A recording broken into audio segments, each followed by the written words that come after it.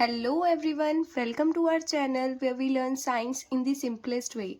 Today we are starting with a new chapter of class 7th Nutrition in Plant.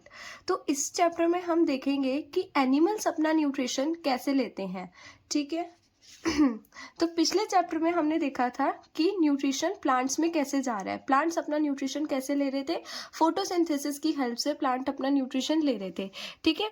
तो वहाँ तो plants अपना खाना खुद बना रहे थे, लेकिन एनिमल्स अपना खाना खुद नहीं बनाते हैं. तो इस चैप्टर में हम यही देखेंगे एनिमल्स अपना खाना कैसे कैसे कर रहे हैं, कैसे कैसे वो किसी पे डिपेंड है.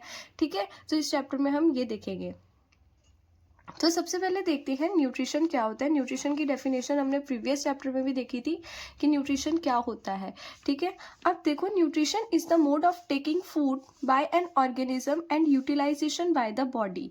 ठीक है. अब न्यूट्रिशन क्या होता है, किसी भी ऑर्गेनिज्म के खाने लेने का तरीका, मतलब उसके फूड लेने का तरीका और बॉडी में उस फूड को यूटिलाइज करना, उसी चीज को हम क्या बोलते हैं, न्यूट्रिशन बोलते हैं. मतलब खाने को लेने का तरीका और उस खाने को बॉडी में यूटिलाइज करना, तो इसी को हम क्या बोलते हैं, न्यूट्रिशन बोलते हैं. अब हमारे खाने में 5 इंपॉर्टेंट कंपोनेंट होने ही चाहिए. ठीक है. जिससे हमें क्या मिलता है, न्यूट्रिशन मिलता है. ठीक है. जो क्या क्या होते हैं, कार्बोहाइड्रेट, फैट, विटामिन, प्रोटीन, ये सब होते हैं. अब देखो, ये डायरेक्टली हमारी बॉडी में जाके, ये कंपोनेंट जो होते हैं ये डायरेक्टली हमारी बॉडी में जाके डाइजेस्ट नहीं होते हैं. क्यों नहीं होते हैं? क्योंकि ये जो कंपोनेंट्स होते हैं ना, ये कॉम्प्लेक्स सब्सटेंस होते हैं. ये कॉम्प्लेक्स सब्सटेंस होते हैं जिनको हम डायरेक्टली क्या नहीं कर सकते, डाइजेस्ट नहीं कर सकते हैं. ठीक है. तो हमारी ये कॉम्प्लेक्स सब्सटेंस को ना हमारी बॉडी का डाइजेस्टिव सिस्टम क्या करता है, सिंपलर सब्सटेंस में तोड़ देता है. ठीक है. जिससे हमारी बॉडी उसको क्या कर लेती है, डाइजेस्ट कर लेती है. ठीक है. This complex substance are broken down in simpler substance by digestive system. वही कि कॉम्प्लेक्स सब्सटेंस जो होते हैं वो सिंपलर तोड़ देते हैं कौन, डाइजेस्टिव सिस्टम. ठीक है. अब देखते हैं कि डाइजेस्टिव सिस्टम हमारा होता क्या है, मतलब कैसे कैसे हमारी बॉडी में डाइजेशन होती है. ठीक है. तो डाइजेशन में ना हमारे 5 स्टेप इन्वॉल्व होते हैं. सबसे पहला स्टेप आता है इंजेशन, दूसरा स्टेप आता है डाइजेशन, तीसरा एब्जॉर्प्शन, चौथा असिमिलाइजेशन, पांचवा इजेशन. अब देखो, सबसे पहले हमारा इंजेशन में क्या होता है. इंजेशन का मतलब होता है बॉडी के अंदर खाने को लेना. ठीक है. बॉडी के अंदर खाने को लेना, और ये कहाँ से होता है, माउथ से. हम अपने माउथ से क्या करते हैं, खाने को अंदर लेते हैं. तो इसी प्रोसेस को हम क्या बोलते हैं, इंजेशन बोलते हैं. उसके बाद आता है हमारे पास डाइजेशन. डाइजेशन का क्या मतलब होता है, डाइजेशन का मतलब होता है जो वो खाना है ना, वो कॉम्प्लेक्स सब्सटेंस में है. अब उसको सिंपलर सब्सटेंस में, वो खाना जब सिंपलर सब्सटेंस में टूट जाता है, वो खाना जब सिंपलर सब्सटेंस में क्या हो जाता है, वो टूट जाता है, तो उसको हम डाइजेशन बोलते हैं. ठीक है. और ये जो हमारी डाइजेशन होती है ना, वो हमारे स्मॉल इंटेस्टाइन में जाके कंप्लीट हो जाती है. मतलब यहाँ पे जाके स्मॉल इंटेस्टाइन में जाके क्या हो जाती है, कंप्लीट हो जाती है. ठीक है.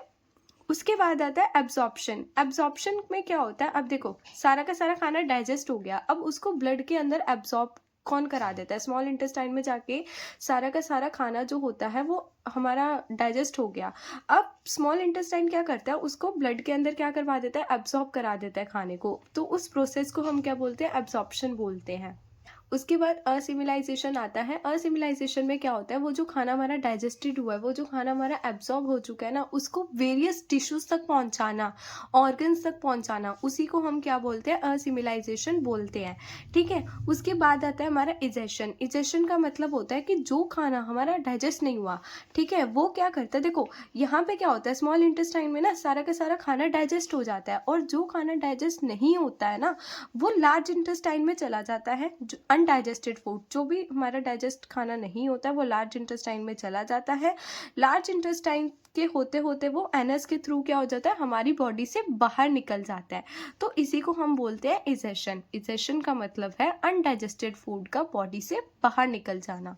ठीक है. तो ये हमारे 5 स्टेप इन्वॉल्व होते हैं. अब इनको एक एक करके हम डिटेल में पढ़ेंगे. अब देखो, सबसे पहले आता है हमारा इंजेशन. इंजेशन जैसे कि हमने देखा था क्या होता है, बॉडी के अंदर खाने को लेना, the process of taking food in the body, उसको हम क्या बोलते हैं, इंजेशन बोलते हैं। अब देखो सबसे पहले होता क्या है, जो खाना जो होता है वो सबसे पहले माउथ तक पहुंच जाता है, ठीक है। माउथ में जाके ही, माउथ में ना जाते ही हमारा खाना जो होता है ना वो ग्राइंड हो जाता है, छोटे छोटे टुकड़ों में क्या हो जाता है, ग्राइंड हो जाता है, ठीक है। जो कौन करता है, हमारे टीथ करते हैं, ठीक है। Then with the help of enzyme chemically food is broken down, और कुछ एंजाइम की मदद से वो जो खाना होता है ना वो टूट जाता है। इसका मतलब देखो, अब जो खाना की जो डाइजेशन हो रही है ना वो हमारे माउथ से ही स्टार्ट होती जा रही है, मतलब माउथ से ही हमारी डाइजेशन क्या हो गई, स्टार्ट हो गई। कैसे, देखो माउथ से ही हमारे खाने की डाइजेशन स्टार्ट हो गई। कैसे कि जो माउथ में जाते ही खाना जो होगा वो छोटे छोटे सब्सटेंस में क्या हो जाएगा, ग्राइंड हो जाएगा, ठीक है। और कुछ एंजाइम की मदद से वो जो वो केमिकली जो हमारा फूड है ना वो क्या हो जाएगा, टूट जाएगा, मतलब छोटे छोटे सब्सटेंस में मिक्सअप हो जाएगा, ठीक है। अब देखो कौन कौन करता है हमारे माउथ में इंजेशन, मतलब डाइजेशन कौन कौन करता है माउथ में ना। सबसे पहले क्या होता है, टीथ की हेल्प से हम खाने को क्या करते हैं, च्वे करते हैं, ठीक है। Salivary gland present in our mouth secrete saliva, ठीक है। और क्या होता है हमारे ना माउथ में सैलिवरी ग्लैंड होता है, ठीक है। वो क्या करता है, सलाइवा को सिक्रीट करता है, वो सलाइवा को सिक्रीट करता है, और सलाइवा क्या करता है, हमारे खाने को ना वो बना देता है, मतलब अल्कलाइन बना देता है, जिसकी मदद से वो क्या होता है, ईजिली हमारी बॉडी में जाके डाइजेस्ट हो जाता है, ठीक है। और तीसरा, टंग क्या करती है, टंग भी हमारे माउथ में ही होती है, जो क्या करती है, खाने को ना मिक्स कर देती है, किसके साथ, सलाइवा के साथ, ठीक है। तो टीथ क्या करेंगे, सबसे पहले टीथ उसको च्वे करने में हेल्प करेंगे। सलिवरी ग्लैंड क्या करेंगे, सलाइवा को रिलीज, सलिवरी ग्लैंड सलाइवा को रिलीज करेगा, और सलाइवा क्या करेगा, हमारे खाने को अल्कलाइन बना देगा, जिसकी मदद से हम इजीली खाने को डाइजेस्ट कर सकते हैं। टंग क्या करता है, टंग खाने को मिक्स करता है सलाइवा के साथ, ठीक है। अब देखो एक क्वेश्चन आता है एग्जाम में, बहुत इंपॉर्टेंट क्वेश्चन आता है कि सलाइवा को कौन सा ग्लैंड सिक्रीट करता है, ठीक है। तो ये इंपॉर्टेंट क्वेश्चन है जो आता ही आता है। उसके बाद देखो हमारे टीथ, अब ना हमारे टीथ जो होते हैं वो दो टाइप के होते हैं, एक होता है मिल्क टीथ, एक होता है परमानेंट टीथ।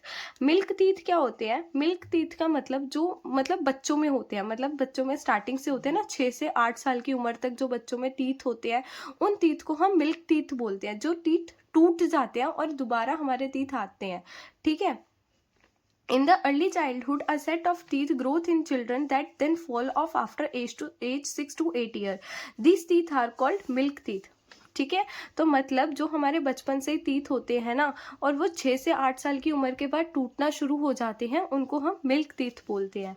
परमानेंट टीथ क्या होते हैं, मिल्क टीथ के बाद हमारे आते हैं परमानेंट टीथ, मतलब 6 से 8 साल की उम्र के बाद जब हमारे जो मिल्क टीथ होते हैं पूरे के पूरे टूट जाते हैं, उसके बाद जो हमारे नए टीथ आते हैं ना वो हमारे परमानेंट टीथ होते हैं, ठीक है। अब देखो टीथ हमारे होते हैं 4 टाइप के, सबसे पहला molar, then premolar, canine, incisor. अब इन सब का काम क्या होता है, अलग अलग काम इन सब का होता है, ठीक है। उसके बाद देखो मोलर क्या होते हैं, मोलर हमारे दो मोलर, हमारे मोलर कितने टीथ होते हैं, 2 मोलर टीथ होते हैं जो हमारे लास्ट में प्रेजेंट होते हैं, जैसे कि आप डायग्राम में देख रहे हो, लास्ट में जो टीथ प्रेजेंट होते हैं वो हमारे मोलर टीथ होते हैं, ठीक है। प्री मोलर क्या होते हैं, प्री मोलर देखो मोलर के जस्ट बाद कौन है, प्री मोलर। प्री मोलर भी हमारे कितने होते हैं, 2 होते हैं, मोलर भी कितने होते हैं, 2 होते हैं, ठीक है। मोलर देन हमारा प्री मोलर, ठीक है। उसके बाद हमारा आता है कैनन। कैनन क्या होते हैं, देखो प्री मोलर के जस्ट बाद ये आप 2 टीथ देख रहे हो साइड में, इनको हम क्या बोलते हैं, कैनन टीथ बोलते हैं, ठीक है। उसके बाद हमारा आता है इंसीजर। इंसीजर हमारे स्टार्टिंग के ही 4 टीथ, उसको हम बोलते हैं इंसीजर्स, ठीक है। टोटल हमारे टीथ होते हैं 32 टीथ होते हैं, ठीक है। अब देखो इनका क्या होता है, कटिंग एंड बाइटिंग। कटिंग और बाइटिंग मतलब हमारे टीथ में कट करना, बाइट करना, वो काम किसका है, वो काम होता है इंसीजर्स टीथ का होता है। पियर्सिंग एंड टीयरिंग वो काम किसका होता है, कैनन्स का होता है, ठीक है। तो हर एक टीथ का क्या होता है, अलग अलग फंक्शन होता है। अब देखो माउथ में हमारा प्रोसेस क्या क्या होता है, माउथ में जब हमारा खाना जाता है कैसे कैसे वो प्रोसेस होता है, ठीक है। तो वो देखते हैं अब हम। सबसे पहले क्या होता है, टीथ क्या कर देते हैं, ग्राइंड कर देते हैं, जैसे कि हमने देख लिया। सैलिवरी ग्लैंड ना स्लाइवर रिलीज करते हैं, जो क्या करते हैं, सिर्फ कॉम्प्लेक्स कार्बोहाइड्रेट को, हमारे खाने में कार्बोहाइड्रेट होता है ना, तो सलाइवा क्या करेगा, उस कॉम्प्लेक्स कार्बोहाइड्रेट को सिंपलर कार्बोहाइड्रेट में तोड़ देगा, ठीक है। क्योंकि सलाइवा कंटेन एंजाइम, सलाइवा में कुछ ऐसे एंजाइम्स होते हैं जिससे वो क्या कर देता है, ब्रेक डाउन कर देता है कॉम्प्लेक्स कार्बोहाइड्रेट से सिंपलर सब्सटेंस में, ठीक है। देन हमारा आता है टंग। अब टंग क्या करता है, टंग ना हमारे माउथ में होता है और ये ना खाने को मिक्स करता है किसके साथ, सलाइवा के साथ, ठीक है। और ये हमारी स्वेलिंग करने में क्या करता है, हेल्प करता है, ठीक है। और ये ना, अब टंग में ना हमारे कुछ टेस्ट बर्ड्स होते हैं, टंग में हमारे कुछ टेस्ट बर्ड्स होते हैं। टंग में जो हमारे टेस्ट बर्ड होते हैं ना, देखो ये जो देख रहे हो आप ना, ये हमारे टेस्ट बर्ड्स होते हैं। ये टेस्ट बर्ड क्या करते हैं, हमारे टंग में टेस्ट को हेल्प करने में हेल्प करते हैं, मतलब जो हम खाना खाते हैं उसको, उसका टेस्ट पहचानने में, उसका टेस्ट आइडेंटिफाई करने में क्या करते हैं, हेल्प करते हैं, ठीक है। और टंग हमारा टॉकिंग में भी हेल्प करता है। तो ये हमारा टंग के फंक्शंस थे, और टंग क्या क्या करता है, ये चीज़ थी, ठीक है। अब आता है हमारा डाइजेशन में, सबसे पहले आता है हमारा फूड पाइप। अब हमारा माउथ हो गया पूरा कंप्लीट, अब उसके बाद आता है हमारे पास फूड पाइप, ठीक है। फूड पाइप को हम बोलते हैं ईसोफेगस भी बोलते हैं, ठीक है। अब देखो फूड पाइप का क्या काम होता है, food is move by the action of wall of food pipe. Food pipe क्या करता है, फूड पाइप हमारा स्टमक से कनेक्ट होता है, ठीक है। मतलब जैसे ये हमारा फूड पाइप हो गया और यहाँ पे हमारा क्या होता है, स्टमक ऐसे, ठीक है। तो ये हमारा फूड पाइप होता है। तो फूड पाइप किससे कनेक्ट होता है, स्टमक से कनेक्ट होता है। फूड पाइप क्या करेगा, सारे का सारे खाने को स्टमक में पहुंचाएगा, ठीक है, सारे के सारे खाने को स्टमक में पहुंचाएगा। और ये जो मूवमेंट है ना, मतलब ये जो खाना हमारा फूड पाइप से नीचे जा रहा है, स्टमक में जा रहा है, इस मूवमेंट को, इस खाने की मूवमेंट को हम पेरिस्टेटिक मूवमेंट बोलते हैं। कौन सी मूवमेंट बोलेंगे, पेरिस्टेटिक मूवमेंट बोलेंगे।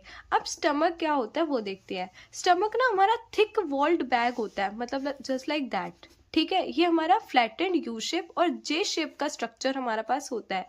और ये ना हमारे एलिमेंट्री कैनाल का वाइडेस्ट पार्ट है, ठीक है। एलिमेंट्री कैनाल का वाइडेस्ट पार्ट है कौन, स्टमक, ठीक है। स्टमक करता क्या है, स्टमक ना फूड पाइप में से फूड को क्या कर लेता है, रिसीव कर लेता है, और क्या करता है, खाने को फिर उसके बाद स्मॉल इंटेस्टाइन में पहुंचा देता है। ये जो स्टमक है ना, यहाँ से ये स्मॉल इंटेस्टाइन में कनेक्ट होता है। तो ये खाने को लेगा फूड पाइप से और खाने को किसको दे देगा, स्मॉल इंटेस्टाइन में दे देगा, जहाँ जाके हमारी डाइजेशन क्या हो रही थी, कंप्लीट हो रही थी, ठीक है। अब हमारे स्टमक में ना 3 चीज़ें होती हैं। सबसे पहला हाइड्रोक्लोरिक एसिड, उसके बाद आता है म्यूकस, उसके बाद आता है डाइजेस्टिव जूस। इन तीनों के फंक्शंस देखते हैं, इन तीनों के फंक्शंस क्या क्या है। तो सबसे पहले देखो हाइड्रोक्लोरिक एसिड। हाइड्रोक्लोरिक एसिड का फंक्शन है, पहला फंक्शन तो ये है कि वो सारे के सारे बैक्टीरिया को मार देता है। हमारे स्टमक के अंदर जितने भी बैक्टीरिया हैं उसको क्या कर देता है, हाइड्रोक्लोरिक एसिड मार देता है, ठीक है। और क्या करता है, ये ना स्टमक का मीडियम जो है ना एसिडिक बनाए रखता है। क्या बनाए रखता है, एसिडिक बनाए रखता है, हमारे स्टमक के मीडियम को एसिडिक बनाए रखता है, ठीक है। इससे क्या होता है, help in the digestive juice to act, ठीक। उसके बाद हमारे पास आता है म्यूकस। म्यूकस क्या करता है, अब म्यूकस का काम देखो, म्यूकस ना स्टमक को प्रोटेक्ट करके रखता है, स्टमक की लाइनिंग को प्रोटेक्ट करके रखता है। अब ये स्टमक की लाइनिंग को प्रोटेक्ट कैसे करके रखता है, अब हमारे स्टमक में ना एक ऐसी एसिड हाइड्रोक्लोरिक एसिड होती है, ठीक है। हाइड्रोक्लोरिक एसिड ना ऐसी एसिड होती है, इतनी ज़्यादा हार्मफुल एसिड होती है, जिसको मतलब हम हाथ में लगाएंगे ना तो हमारा हाथ भी जल सकता है। इतनी डेंजरस ये क्या होती है, हमारी हाइड्रोक्लोरिक एसिड होती है, ठीक है। तो ये हमारे स्टमक में प्रेजेंट है, और अगर स्टमक में हमारा क्या होगा, तो इसी स्टमक में हमारी अगर ये एसिड चली जाती है, ज़्यादा हो जाती है, तो हमारे स्टमक भी जल सकता है, ठीक है। तो ये म्यूकस क्या करेगा, उस HCl से स्टमक को क्या करेगा, प्रोटेक्ट करके रखेगा, ठीक है।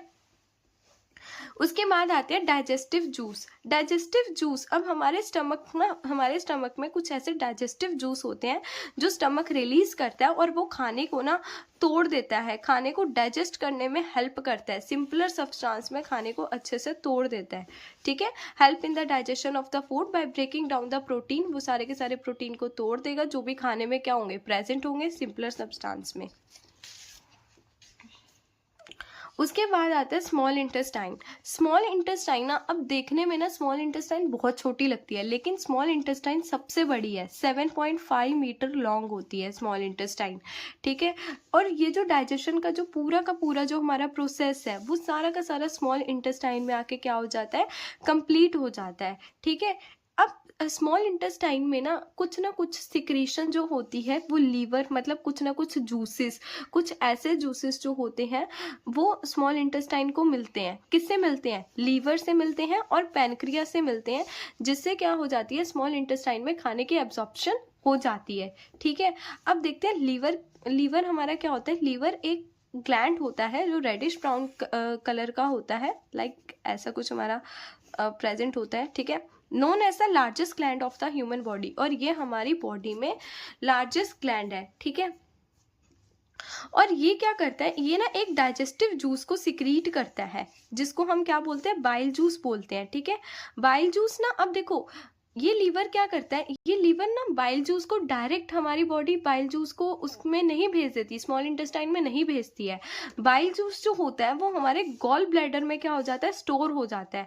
फिर गॉल ब्लैडर से गॉल ब्लैडर से बाइल जूस जो होता है वो स्मॉल इंटेस्टाइन में जाता है, जो किस में हेल्प करेगा, एब्जॉर्प्शन में हेल्प करेगा, ठीक है, मतलब डाइजेशन में, एब्जॉर्प्शन में हेल्प करेगा, ठीक है। Bile juice make it possible for the body to digest the fat. Bile juice क्या करता है कि सारे के सारे फैट को डाइजेस्ट करने में बहुत ज़्यादा हेल्प करता है। उसके बाद देखते हैं पैनक्रियास।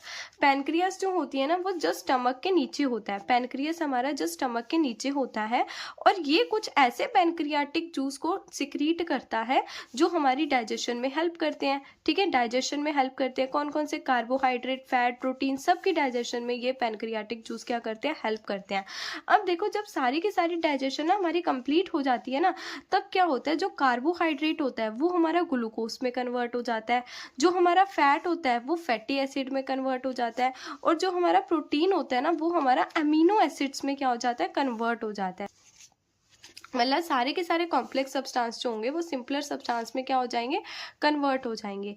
अब डाइजेशन हो गया कंप्लीट, अब आता है प्रोसेस एब्जॉर्प्शन का। अब villi in small intestine absorb digested food. Villi क्या करती है, सारे के सारे डाइजेस्टेड फूड को क्या कर लेती है, एब्जॉर्ब कर लेती है। विली ना स्मॉल फिंगर लाइक प्रोजेक्शन होता है, मतलब हमारी जैसे फिंगर्स का स्ट्रक्चर होता है ना, सेम विलाई का स्ट्रक्चर होता है, ठीक है, जो हमारी स्मॉल इंटेस्टाइन की वॉल पर क्या होती है, प्रेजेंट होती है, ठीक है।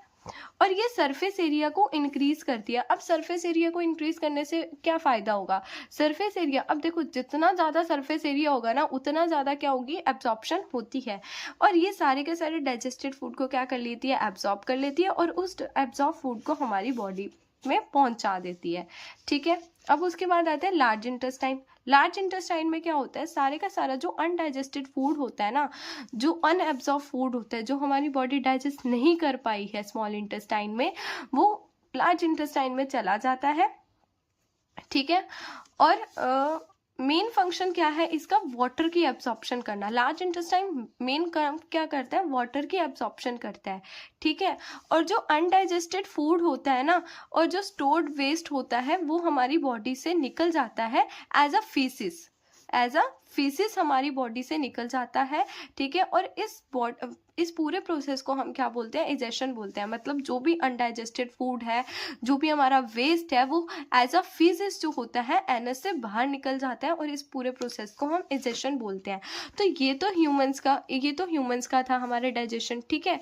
अब पढ़ते हैं डाइजेशन हमारी ग्रास ईटिंग एनिमल्स में कैसे होती है, मतलब जो एनिमल्स ग्रास वगैरह खाते हैं उनमें कैसे डाइजेशन हमारी होती है। तो उनमें भी मतलब जस्ट हमारे जैसी होती है, मतलब सिमिलर ही डाइजेशन होती है, बस उनमें ना कुछ ऐसे स्पेशल वो होते हैं, ऑर्गन्स होते हैं जो उनकी डाइजेशन में हेल्प करते हैं। जैसे कि हमारा र्यूमन क्या करता है, र्यूमन ना हमारा फूड पाइप, मतलब जो फूड पाइप होता है और जो स्मॉल इंटेस्टाइन होती है उनके बीच में हमारा र्यूमन होता है, ठीक है। अब ह्यूमन में क्या होता है, सारा का सारा जो खाना होता है वो पार्शियली डाइजेस्टेड हो जाता है, मतलब पूरे तरीके से डाइजेस्ट नहीं होता है, पार्शली डाइजेस्ट होता है और वो ह्यूमन में खाने को क्या कर देते हैं, स्टोर कर लेते हैं। मतलब सारा का सारा जो खाना पार्शली डाइजेस्ट हो रखा है ना, मतलब पूरा डाइजेस्ट नहीं हो रखा, पार्शली हो रखा है, मतलब आधा डाइजेस्ट हो रखा है, तो वो हमारा खाना कहाँ स्टोर हो जाता है, ह्यूमन में स्टोर हो जाता है। और वापसी से क्या करते हैं एनिमल, उसको क्या करते हैं, ले लेते हैं और वापसी से उसको चूई करते हैं और उसको डाइजेस्ट कर लेते हैं। ठीक है, उसके बाद आता है कर्ड। कर्ड क्या होता है, कर्ड क्या करता है, पार्शली डाइजेस्टेड फूड। अब मतलब जो ह्यूमन में जो हमारा पार्शली डाइजेस्टेड फूड है ना, उसको हम क्या बोलते हैं, कर्ड बोलते हैं। मतलब जो हमारा स्टोर्ड फूड पड़ा हुआ है ह्यूमन में, उसको कर्ड बोलेंगे। अच्छा देखो, जो हमारा जो पार्शली डाइजेस्टेड फूड है ना, जो हमारा पार्शली डाइजेस्टेड फूड है, जब वो दोबारा से वो अपने मुंह के अंदर लेकर वो क्या कर रहे हैं, डाइजेस्ट कर रहे हैं। ठीक है, तो उस प्रोसेस को हम बोलते हैं र्यूमिनेशन। उस प्रोसेस को हम बोलते हैं र्यूमिनेशन। एंड ये चैप्टर का था लास्ट टॉपिक। इसी के साथ चैप्टर हमारा होता है डन।